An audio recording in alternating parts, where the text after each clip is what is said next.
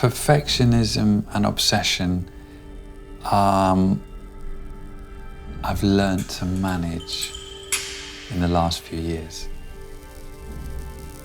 When I studied architecture, I loved doing the axonometric drawings, the elevations, the sections, but there was times where I would just spend hours and hours and hours on one particular line.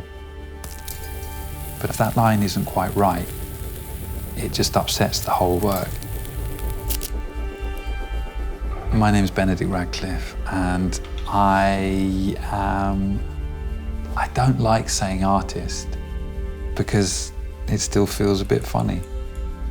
But for the last few years, I have been fabricating full-size and smaller scale wireframe cars.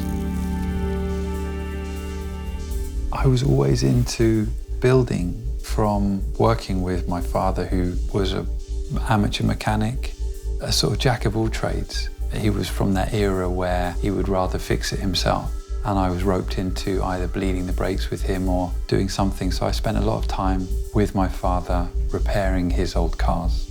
But the thing is, my dad couldn't weld. He had a pretty good workshop, really nice tools, everything, but he didn't have a welder. And I just remember him saying, it would be really good to learn how to weld. And that was something that stuck with me. So I decided I want to learn how to do that. And with that came the cars. I don't quite know why, but there's just a real fascination with these almost hooligan cars, monster cars, these Group B rally cars, which were just serious performance, sounded fantastic, could do some pretty amazing things with them. So that's been that comes through into my three-dimensional work.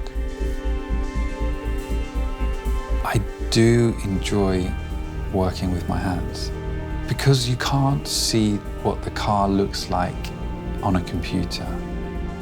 To get a real feel for it, you have to study it, you have to kind of be very familiar with all of these different areas on the car and what actually intrinsically makes it that particular car. I guess as an artist, it just makes things easier.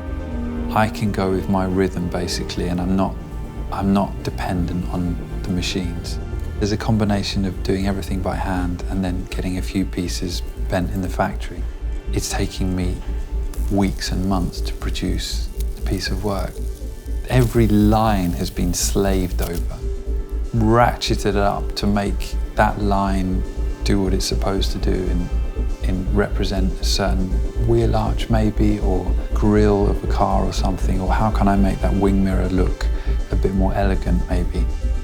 There's a real weight to them.